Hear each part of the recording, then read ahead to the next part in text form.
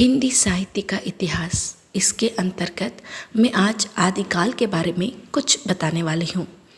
हिंदी साहित्य के इतिहास को अध्ययन की सुविधा के लिए 4 भागों में विभाजित किया गया है: आदिकाल, भक्तिकाल, रीतिकाल और आधुनिक काल। आदिकाल के बारे में अगर कहा जाए तो 11वीं सदी के लगभग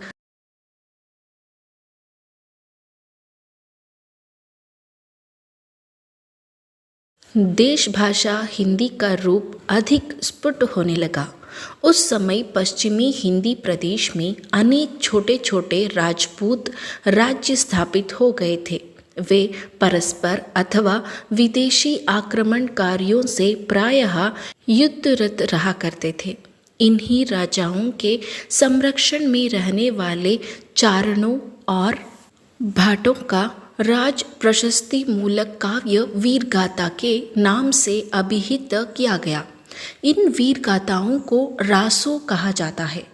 इनमें आश्रयदाता राजाओं के शौर्य और पराक्रम का ओजस्वी वर्णन करने के साथ ही उनके प्रेम प्रसंगों का भी उल्लेख है।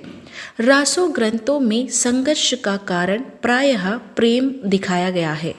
इन रचनाओं में इतिहास और कल्पना का मिश्रण है। रासो, वीर गीत, बीसल देव रासो और बल्हा आदि, और प्रबंध काव्य पृथ्वीराज रासो, कुमान रासो आदि इन 2 रूपों में लिखे गए। इन रासो ग्रंथों में से अनेक की उपलब्ध प्रतियां चाहे ऐतिहासिक दृष्टि से संदिग्ध हो, पर इन वीर गाथाओं की मौखिक परंपरा असंदिग्ध है।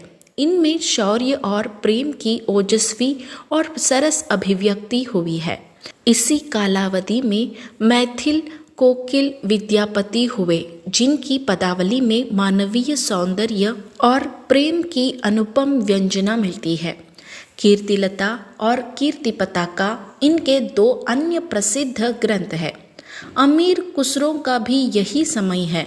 इन्होंने ठेठ खड़ी बोली में अनेक पहेलियां, मुखरियों और 2 शकुन रचे हैं। इनके गीतों, दोहों की भाषा ब्रज भाषा है।